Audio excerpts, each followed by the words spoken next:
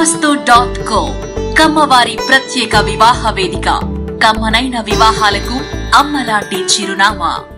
వ్యవసాయాన్ని ప్రేమించారు, వ్యాపారాన్ని శాసించారు, రాజకీయాలను అవపోసన పట్టారు. ఏ రంగంలో ఉన్నా, ఏ స్థాయిలో ఉన్నా నలుగురికి ఉపాధి కల్పించడమే వారి ధ్యేయం. అది కమ్మవారి గొప్పదనం. శాతవాహనుల కాలం నుంచే రాజ్య పాలనలో పాలు పంచుకున్న కమ్మవారు ఈనాటికి ప్రజల మధ్య ఉంటున్నారు. కాకతీయులు, విజయనగర రాజులు, కుతుబ్షాహీల కాలంలో అటు సైన్యంలో, ఇటు పాలనలో భాగస్వాములయ్యారు. ఆ సమయంలోనే చాలా ప్రాంతాల్లో సామంతులుగా కూడా ఉన్నారు కమ్మవారు. వేల గ్రామాలు వారి ఏలుబడిలో ఉండేవి. ఇలాంటి సందర్భాలు ఆంధ్రప్రదేశ్లోనే ఉన్నాయని మనకు తెలుసు. కానీ కమ్మ జమీందార్లు ఒక్క తెలుగు ప్రాంతానికే పరిమితం కాలేదు. దక్షిణాదిలో కూడా ఓ వెలుగు వెలిగారు. విజయనగర రాజుల కాలంలో దండనాయకులుగా, గవర్నర్లుగా సేవలందించిన కమ్మవారు ఆ సమయంలోనే దక్షిణాది రాష్ట్రాలకు వలస వెళ్లారు. కర్ణాటక, తమిళనాడు ప్రాంతాల్లో భారీ స్థాయిలో స్థిరపడ్డారు. 1565లో తల్లికోట యుద్ధం తరువాత విజయనగర సామ్రాజ్యం దాదాపుగా అంతరించిపోయింది.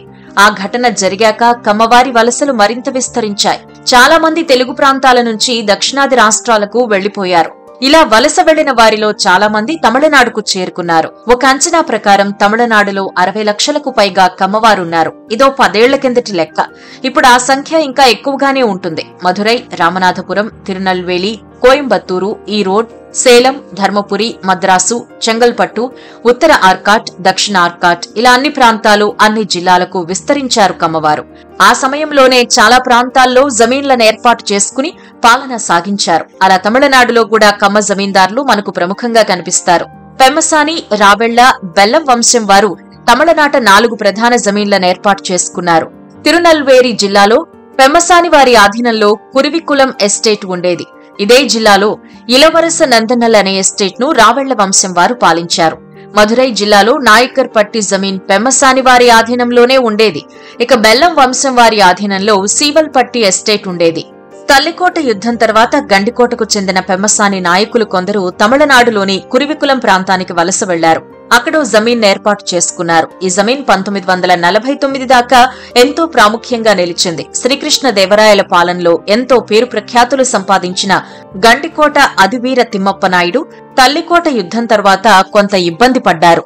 ముస్లిం పాలకులు రాజ్యమేలుతున్న ఆ సమయంలో దక్షిణాది ప్రాంతానికి వలస వెళ్లారు. ఆ సమయంలో అదివీర తిమ్మప్ప నాయుడు వారసుడైన వీరప్ప నాయుడిని మధురరాజు విశ్వనాథ నాయక్ చేరదీశాడు. పెమ్మసాని వారు గండికోట ప్రాంతాన్ని అత్యంత శాంతియుతంగా పాలించారని తెలుసుకుని వారిని ప్రశంసించారు విశ్వనాథ నాయక్. వారి గొప్పతనానికి మెచ్చి కురువికులం జాగీర్ను బహుమతిగా ఇచ్చారు. అయితే అక్కడ పాలన ప్రారంభించడం అంత తేలిగ్గా ఏం జరగలేదు వీరప్ప నాయుడికి. అప్పటికే అక్కడ తిష్టవేసిన కురువి తలైవంతో భీకరంగా పోరాడాల్సి వచ్చింది. ఆ పోరాటంలో విజయం సాధించిన వీరప్ప నాయుడు కురివికులంలో పాలనా పగ్గాలు చేపట్టాడు. మధుర రాజు విశ్వనాథ నాయక్ తన రాజ్యంలో కురివికులం జమీన్కు అధిక ప్రాధాన్యత ఇచ్చారు.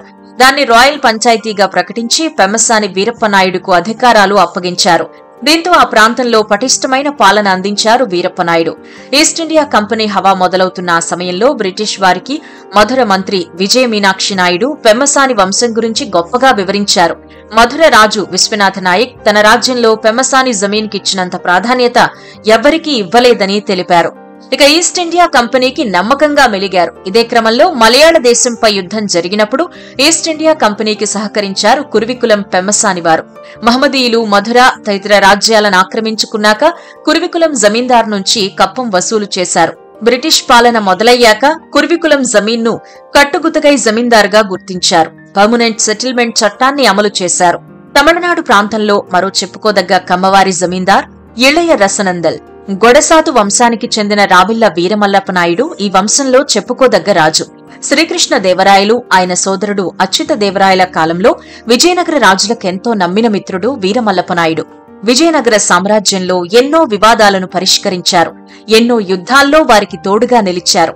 వీరమల్లప్ప నాయుడు పోరాట పటుమను మెచ్చిన రాయలవారు ట్రావెన్కోర్, కాలికట్ మధ్య ప్రాంతాన్ని ఆయనకు అప్పగించారు. అప్పట్లోనే 6000 మంది పదాతి దళం, 400 మంది అశ్విక దళంతో కట్టుదిట్టమైన సైన్యాన్ని కలిగి ఉన్నారు మల్లప్పనాయుడు. తల్లికోట యుద్ధం తర్వాత విజయనగర సామ్రాజ్యం క్షీణించడంతో ఆయన కూడా దక్షిణాదికి వలస వెళ్లారు. దీనిలో భాగంగా నాయకరాజుల మద్దతు కోరారు. గతంలో నాయకరాజులు కూడా విజయనగర సామ్రాజ్యంలో అంతర్భాగంగా ఉండేవారు. ఆ స్నేహంతో రావిళ్ల వారిని చేరదీశారు నాయకరాజులు. వీరమల్లప్ప నాయుడిని సర్దార్గా నియమించి కొన్ని అపరిష్కృత సమస్యలు అప్పగించారు. తంజావూరు రాజులతో ఉన్న సమస్యను పరిష్కరించాలి అని కోరారు. దానిని పరిష్కరించారు రావిళ్లవారు. ఆ తర్వాత మరో సమస్యను కూడా పరిష్కరించారు. దీంతో రావిళ్ల వీరమల్లప్ప నాయుడికి తిరుకొట్టుపల్లి జాగీర్ను బహుకరించారు. ఆ తర్వాత తిరునల్వేలి జిల్లాలోని ఇళయరసనందల్ జాగీర్ను కూడా ఇచ్చారు. దాదాపు 32,000 ఎకరాల భూమి వీరి ఏలుబడిలో ఉండేది. వీరిలో 1489 నుంచి 1493 దాకా పాలన సాగించిన వీరమల్లప్పనాయుడు తర్వాత వారికి ఆదర్శంగా నిలిచారు. ఇప్పటికీ తిరుకొత్తపల్లి, ఇళయరసనందల్ ప్రాంతాల్లో వీరి కట్టడాలు మనకు కనిపిస్తాయి. శిథిలావస్థకు చేరుకున్న కోటలను చూడవచ్చు. మహ్మదీయుల పాలనా కాలంలో ఈస్ట్ ఇండియా ఏలుబడిలో కూడా వీరు ఓ వెలుగు వెలిగారు. వారికి కప్పం చెల్లిస్తూనే ఇళయరసనందల్ జమీన్ను సుభిక్షంగా పాలించారు. ఎన్నో సంక్షేమ కార్యక్రమాలను చేపట్టారు. చెరువులు తవ్వించారు. అడవులను సంరక్షిస్తూ తోటలను ఏర్పాటు చేశారు. ఇక బ్రిటిష్ పాలనలో కొన్ని ఇబ్బందులు ఎదుర్కొన్నా నిలబడగలిగారు. 1877లో జన్మించిన రావళ్ల వెంకటరంగప్పస్వామి నాయుడు ఈ వంశంలో చివరి జమీందారు. ఇళయరసనందల్ జమీన్ తరువాత మరో చెప్పుకోదగ్గ జమీన్ నాయకర్ పట్టి ఎస్టేట్. మధురై జిల్లాలో ఉన్న ఈ జమీన్ పెమ్మసాని వంశం ఆధీనంలోనే ఉండేది. విజయనగర సామ్రాజ్యం చివరి రోజుల్లో అది అంతరించిన తరువాత చాలా మంది కమ్మ నాయకులు దక్షిణాది రాష్ట్రాలకు వచ్చారు. అందులో పెమ్మసాని వారు ముందు భాగంలో నిలిచారు. కుర్వికుళ్లం ఎస్టేట్ తో పాటు నాయకర్ పట్టి ఎస్టేట్ ను కూడా పాలించారు. ఇక నాయకర్ పట్టి ఎస్టేట్ కు సంబంధించి ఓ ఆసక్తికరమైన కథనం కూడా ప్రచారంలో ఉంది.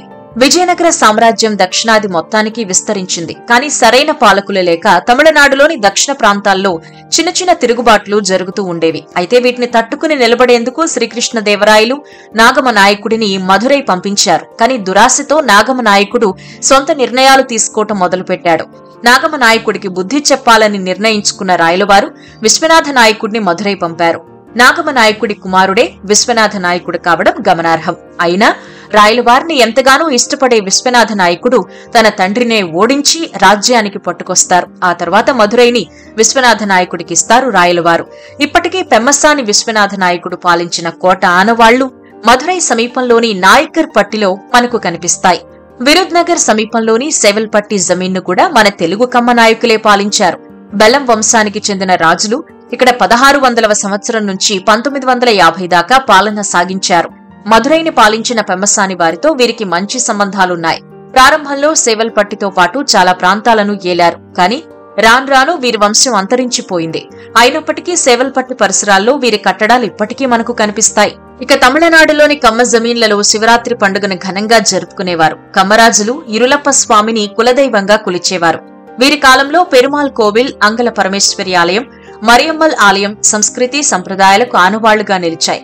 జమీందారీ వ్యవస్థ అంతమయ్యాక చాలా మంది రాజవంశీయులు నగరాలకు వలసొచ్చి స్థిరపడ్డారు. శ్రీకృష్ణ దేవరాయల కాలంలో అన్ని కులాల వారిని బలిజలు అని పిలిచేవారట.